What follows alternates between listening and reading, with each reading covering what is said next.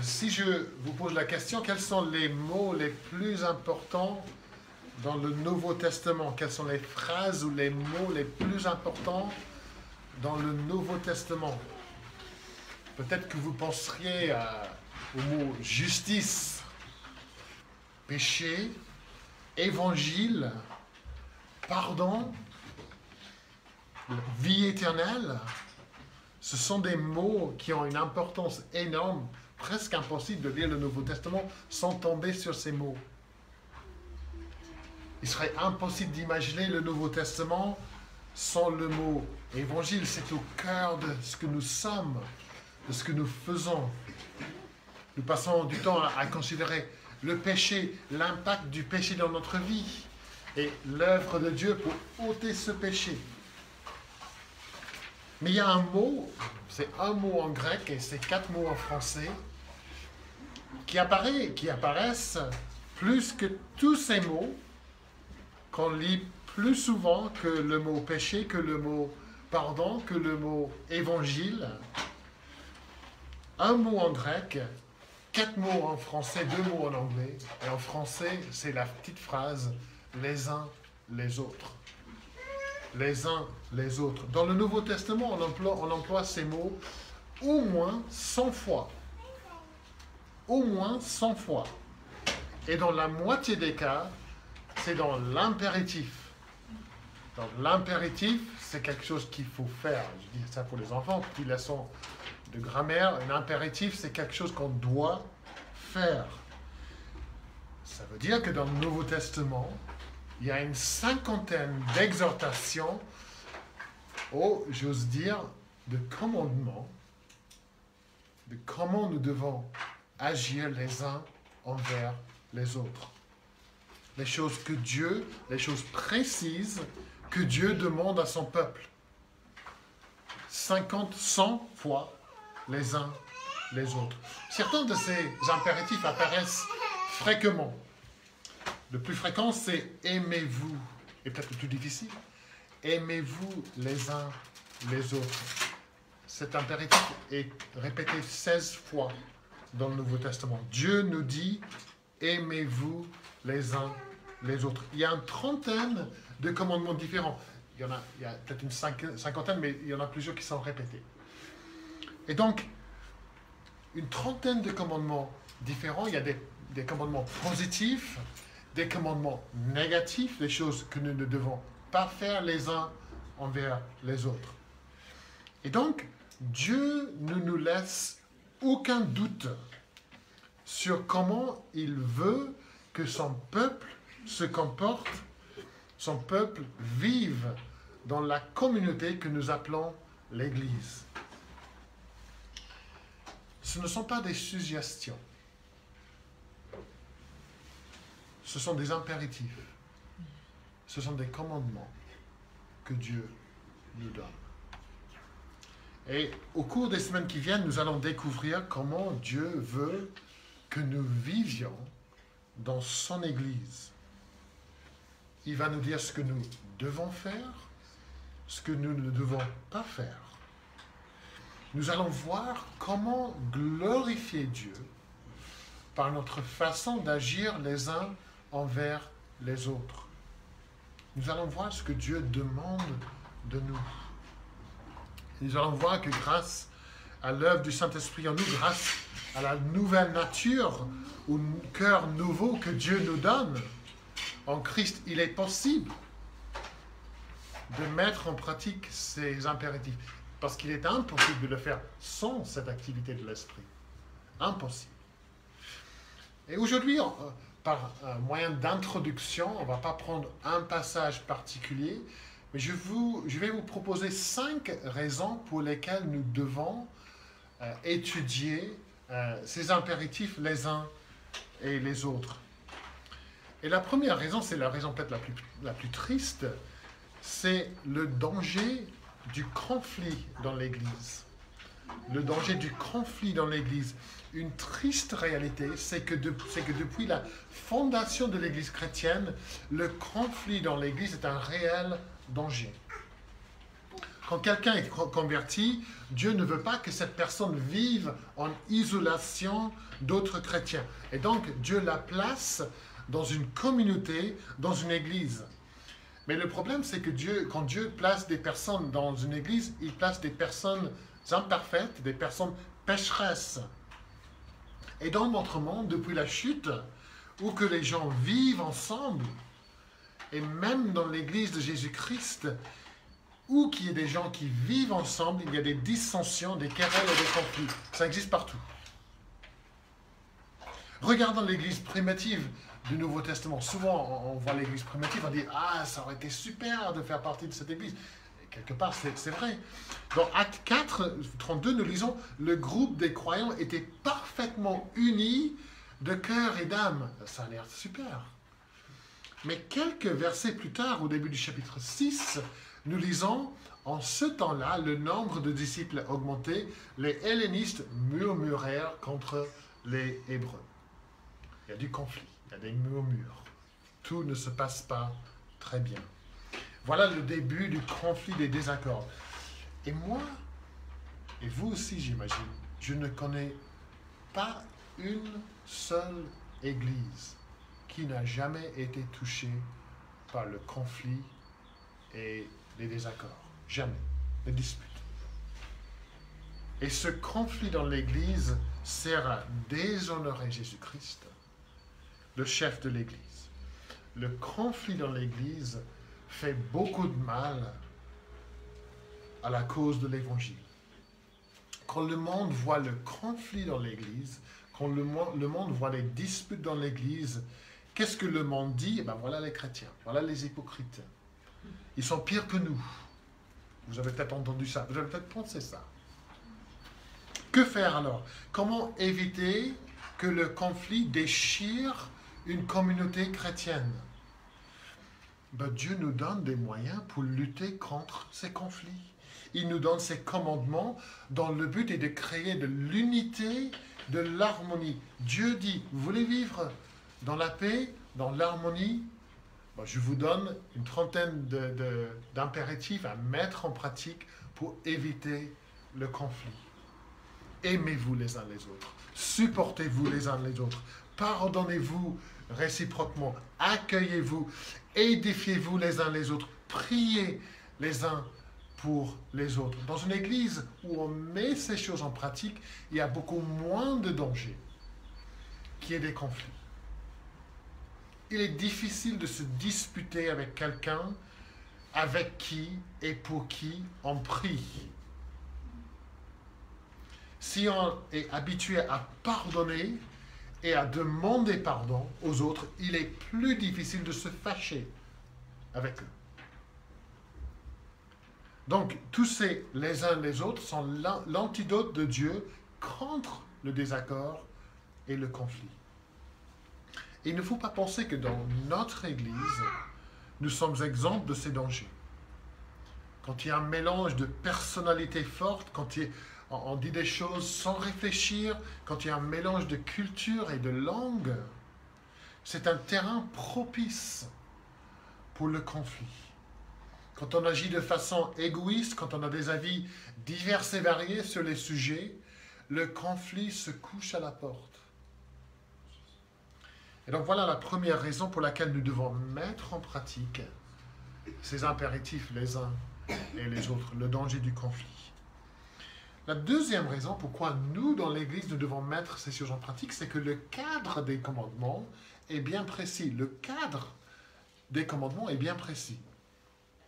Le fait qu'il y a tant d'exhortations concernant les relations les uns avec les autres montre clairement que les chrétiens sont appelés à vivre dans le cadre d'une communauté. Ces exhortations, ces commandements n'auraient aucun sens si on n'était pas appelé à vivre en communauté. Depuis les siècles, certaines personnes pensent qu'ils peuvent honorer le Seigneur en se retirant de la société et en se retirant du contact avec son prochain et son prochain chrétien, son frère et sœur en Christ. Mais le modèle pour le chrétien du Nouveau Testament, c'est plutôt le contraire. Dieu nous place dans la communauté d'une église locale. Il n'y a simplement pas de place dans le Nouveau Testament pour des chrétiens Robinson ou qui vivent en ermite. La vie normale du chrétien implique des relations avec d'autres membres du corps de Christ. Un chrétien ne peut pas simplement dire « je n'ai pas besoin des autres », d'autres chrétiens. Dieu donne une trentaine de commandements explicites à l'Église. Voici ce que Dieu veut que nous fassions. Et comment est-ce qu'on peut mettre ces choses en pratique si on n'est pas en contact avec d'autres chrétiens? Ce n'est pas possible. Il est impossible de mettre ces commandements en pratique si notre engagement dans l'Église est limité à 1 heure par semaine, si on n'a pas de contact avec d'autres chrétiens. Comment encourager? Comment porter les fardeaux des uns et des autres? Comment servir les uns les autres si on n'a pas de contact? Comment nous servir si on ne se voit jamais? Dans Actes 2, 46, nous lisons « Ils étaient chaque jour tous ensemble assidus au temple. Ils rompaient le pain dans les maisons, ils prenaient leur nourriture avec joie et simplicité de cœur. » Et donc, je vous exhorte à profiter au maximum des temps de communion fraternelle, le culte dominical, les études bibliques, les réunions de prière, l'école de dimanche, toutes les choses que nous organisons pour vous donner l'occasion de passer du temps ensemble. Ça n'a jamais été aussi facile de rester en contact les uns avec les autres. Nous avons tous un portable, j'imagine, sauf les enfants. Ça n'a jamais été plus facile de rester en contact les uns avec les autres, mais on n'en a jamais été si mauvais à rester en contact les uns avec les autres. C'est une responsabilité que Dieu vous donne. Certes, vous pouvez chercher à bénir des chrétiens ailleurs, dans votre pays ou dans d'autres pays, dans d'autres villes, mais votre première responsabilité, c'est envers les chrétiens ici. C'est votre première responsabilité. Et même si Dieu vous a placé ici pour une période courte, des étudiants, des stagiaires, vous êtes là pour 6 mois, 1 an, vous avez toujours cette occasion de bénir et de contribuer à la vie du corps du Christ ici. Alors je vous pose la question. C'était quand la dernière fois que vous avez cherché à encourager un autre membre de cette Église? C'était quand la dernière fois que vous vous êtes donné de la peine pour servir quelqu'un dans l'Église? Pour encourager, pour accueillir. Qu'est-ce que vous faites de façon régulière, pas une fois par an? Qu'est-ce que vous faites de façon régulière pour montrer votre amour pour les frères et les sœurs ici? Nous avons une liste de prières. On va redistribuer dimanche prochain.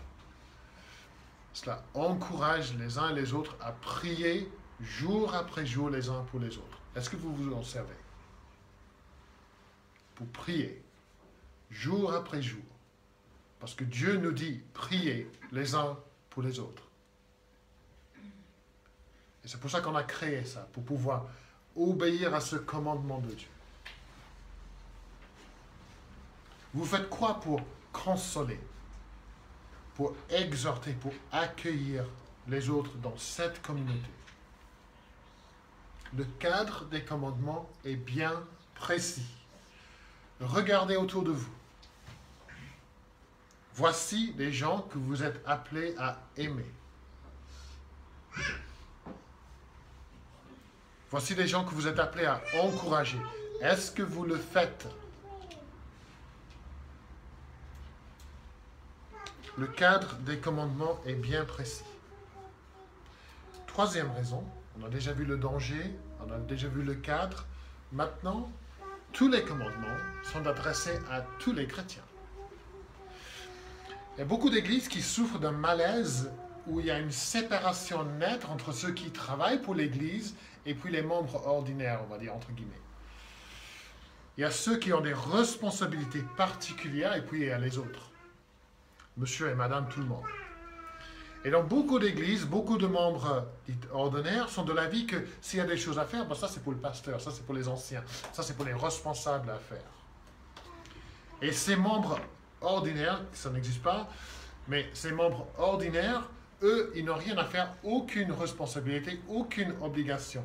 Ils assistent aux réunions, ils en profitent et ils s'en vont. Donc, s'il faut accueillir les gens, s'il faut prier, s'il faut exercer l'hospitalité, édifier, veiller, consoler, et ainsi de suite, c'est aux responsables de le faire. Faux. Faux. Des fois, les gens me disent, on ne me donne pas de responsabilité dans l'Église. Vous avez une trentaine d'exhortations. Ça, c'est votre responsabilité. J'ai aucun moyen de servir dans l'Église. Si, vous avez une trentaine d'exhortations. Commencez avec ça et puis après, on parlera d'autres responsabilités. C'est une façon tordue de voir l'Église, de voir notre place dans l'Église. Certes, Jésus donne à son Église des anciens, des pasteurs et ainsi de suite. Mais leur responsabilité, c'est de former les autres pour ces responsabilités, ces impératifs. Paul dit dans Éphésiens 4, parlant de Jésus, il a donné les uns comme apôtres, les autres comme prophètes, les autres comme évangélistes, les autres comme pasteurs et docteurs. Pourquoi? Pourquoi? Pour le perfectionnement des saints en vue de l'œuvre du ministère et de l'édification du corps de Christ. Mon rôle, c'est de vous perfectionner pour votre ministère, pour votre œuvre dans l'Église. Vous contribuez à l'édification. Vous contribuez à l'œuvre de Dieu dans l'Église. Paul dit dans Romains 12, par la grâce qui m'a été donnée, je dis à chacun de vous, chacun, il écrit à tous les chrétiens. Ce ne sont pas des exhortations données simplement aux pasteurs, données aux anciens. Cet enseignement n'est pas limité à ceux qui sont plus avancés dans la foi, c'est pour tout le monde. Et il faut noter aussi que chaque exhortation, toutes les exhortations sont adressées à chacun et à chacune d'entre nous. On ne se trouve pas dans un self spirituel. J'aime bien les self normalement parce que là je ne suis pas obligé de manger les légumes que je n'aime pas trop et je peux avoir davantage de, je sais pas, frites. Ou quand c'est Mathieu qui va, c'est des haricots verts, il en prend beaucoup, il aime bien. Il n'est pas obligé de toucher les courgettes, mais il se sert des haricots verts. Mais ce n'est pas comme ça avec ces exhortations. Dieu adresse chaque exhortation à chaque chrétien. On ne dit pas, moi je veux bien prier pour les autres, je vais essayer de les encourager, peut-être que je pourrais réconforter s'il y a une personne, s'il n'y a personne d'autre pour le faire, mais ne me demande pas plus que ça. Je vais faire ça et ça va aller. Chaque chrétien a une responsabilité de mettre toutes ces exhortations en pratique. Nous devons tous avoir envie de dire à Dieu, montre-moi ce que tu veux que je fasse dans cette église. Montre-moi comment moi je peux être une bénédiction pour mes frères et mes sœurs en Christ. Je fais partie de ce corps. Je suis un brique dans le mur, entouré d'autres briques. Des briques qui ont besoin de moi. Et moi, j'ai besoin d'eux. Alors, Seigneur, que puis-je faire pour eux? Vous devez prier ça. Prenez votre responsabilité au sérieux. Montre-moi comment je peux aimer concrètement les autres membres de mon Église. Et qu'est-ce que Dieu va nous dire quand on lui demande ça? Tu vois ta sœur là? Elle est fatiguée. Sa vie est difficile. Encourage-la. Fais quelque chose pour lui montrer l'amour de Christ en toi pour elle. Tu vois cet homme-là que tu as blessé, qui t'a blessé par le passé? Pardonne-lui. Va vers lui. Pardonne-lui. Et demande aussi qu'il te pardonne. Tu vois ce jeune, tu lui as parlé récemment? Tu l'as encouragé, tu lui as dit récemment que tu pries pour lui? Tu vois cette personne qui est malade? Tu lui as envoyé un message? Tu l'as appelé pour lui dire que tu penses à elle? Dans les semaines et les mois qui viennent, passons tous du temps à considérer chacune de ces exhortations. D'abord dans le contexte de cette église, mais aussi dans le contexte plus large. Il y a toute une église large à toucher en dehors de cette église. Tous les commandements sont adressés à tous les chrétiens. Quatrième raison, et là, je pense qu'on arrive vraiment aux raisons les plus importantes, l'impact de ces exhortations est énorme. L'impact de ces exhortations est énorme. Jésus dit à ses disciples dans Matthieu 5, « Vous êtes la lumière du monde. Vous êtes lumière dans un monde d'obscurité. » Et ça veut dire que vous êtes différents. Vous êtes différents. La lumière est différente de l'obscurité. C'est bien le contraire de l'obscurité. Et chaque chrétien est appelé à être lumière. Et ça veut dire que dans une église, on a une collection de lumière qu'on fait venir ensemble. Et ces lumières brillent. Elles brillent ensemble et ça se voit dans un monde obscur. Et si nous commençons vraiment à vivre ces commandements, si nous disons, voilà comment nous allons vivre, nous en verrons les résultats. Le monde verra les résultats. L'Église qui met en pratique ces choses, c'est une Église qui glorifie Jésus-Christ. Et nous existons pour être un modèle de l'amour de Christ au monde autour de nous. Le monde a besoin de ça.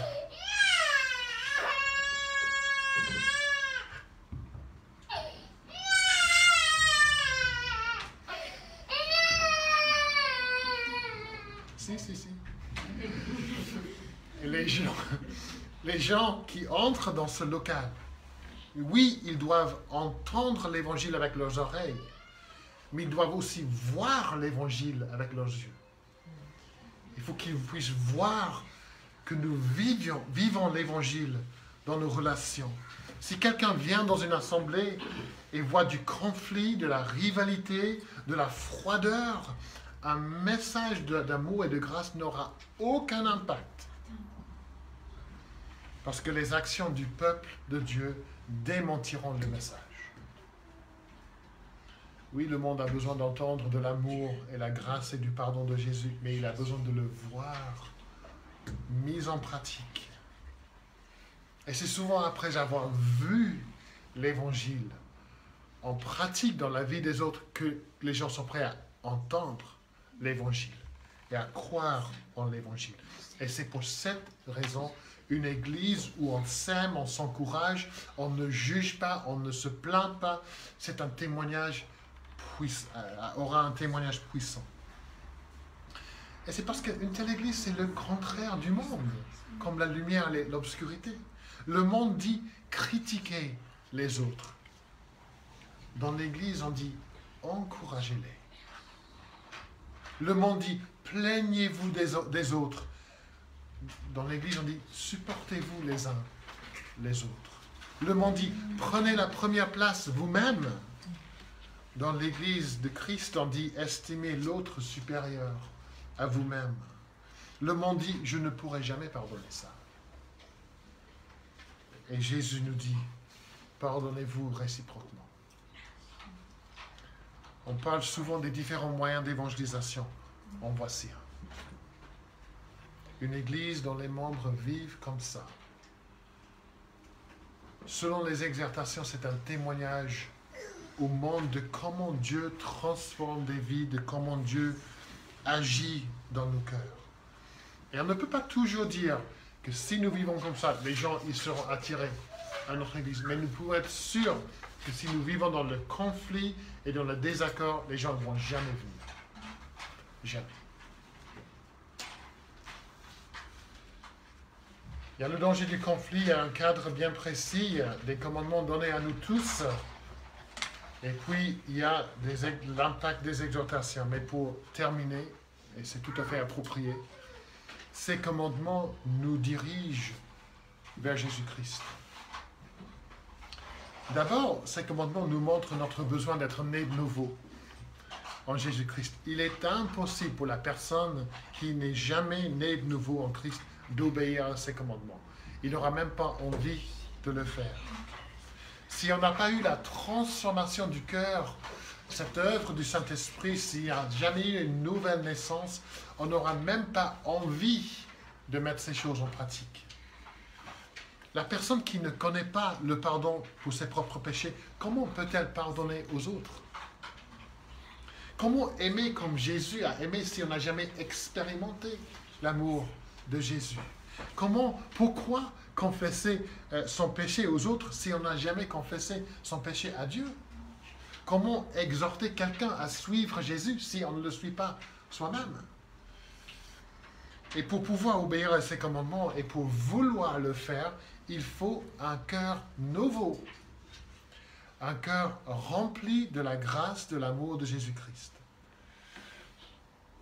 Et je dois dire que si vous ne voyez pas d'obéissance à ces exhortations dans votre vie, c'est peut-être que parce que dans votre vie, il n'y a jamais eu cette nouvelle naissance.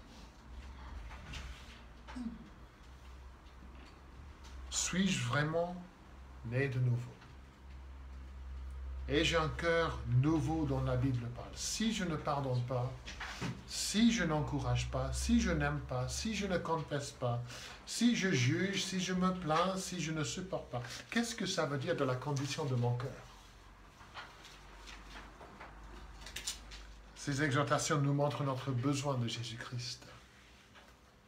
Et ces exhortations nous dirigent à Jésus parce que beaucoup d'entre elles sont liées directement à ce que Jésus a déjà fait lui-même. Écoutez, Jean 13, 14, c'est Jésus qui parle. Si donc je vous ai lavé les pieds, moi, le Seigneur et le Maître, vous devez aussi vous laver les pieds les uns aux autres. Colossiens 3, 13. Supportez-vous les uns les autres. Si l'un a un sujet de plaindre de l'autre, pardonnez-vous réciproquement, de même que Christ vous a pardonné. Pardonnez-vous aussi. Romains 15, 7. Accueillez-vous les uns les autres comme Christ vous a accueillis pour la gloire de Dieu.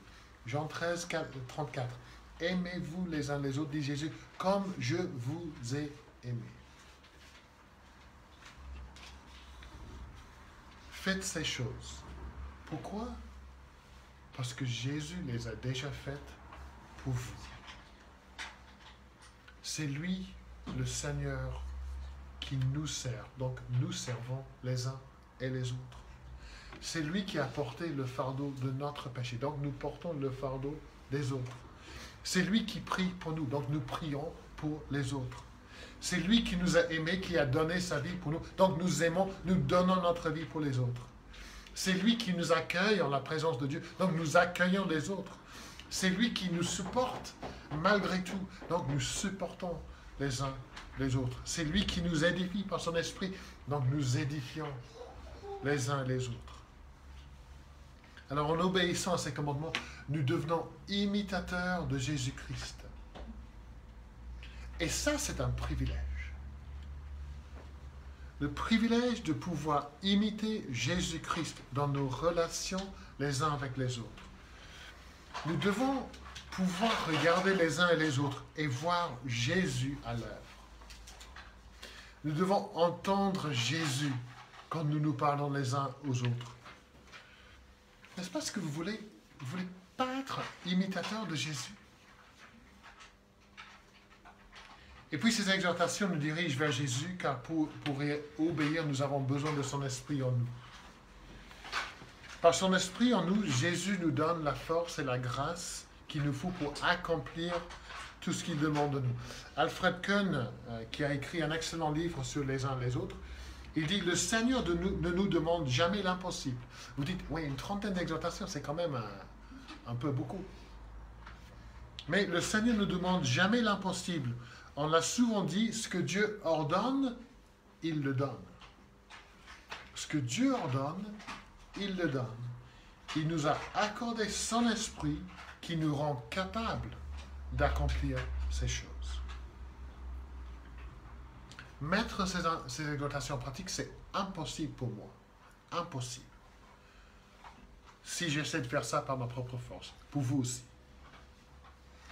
Mais au début de notre étude de ces exhortations, conscients de nos propres manquements, nous disons avec l'apôtre Paul, « Je puis tout par celui qui me fortifie. » Jésus, le chef de l'Église, veut créer une Église dans laquelle on vit ces relations nouvelles les uns avec les autres. Et il nous donne son esprit pour le faire. Nous voyons déjà ce que Christ est en train de faire en nous. Paul dit aux Thessaloniciens que le Seigneur fasse croître et abonder l'amour que vous avez les uns pour les autres. Que le Seigneur le fasse. Que le Seigneur le fasse. C'est son œuvre en laquelle nous participons par la grâce qui nous est donnée en l'Esprit. Chers amis, c'est ma prière que dans les semaines qui viennent, nous prenions au sérieux ce que Jésus, notre chef, demande de nous. Que chacun examine son cœur, sa vie, pour voir comment mieux mettre ces exhortations en pratique. Que nous puissions être honnêtes, que nous ayons le courage de dire « Là, j'ai besoin d'aide. J'ai du mal à aimer les uns et les autres. J'ai du mal à pardonner. J'ai du mal à accueillir. Seigneur, il faut que toi, tu agisses. » Et surtout, ma prière, c'est que notre Église devienne de plus en plus une Église marquée par l'amour que nous avons les uns pour les autres, puisque nous avons un amour pour le Seigneur. Si notre désir n'est pas motivé par le désir de plaire au Seigneur, de glorifier le Seigneur, ça ne marchera pas. Ça ne marchera pas. Nous voulons un amour qui témoigne de l'amour que nous avons reçu en Christ. Et donc que Dieu nous aide tous à imiter Jésus, à ressembler à lui, à manifester sa grâce et son amour en nous aimant les uns et les autres.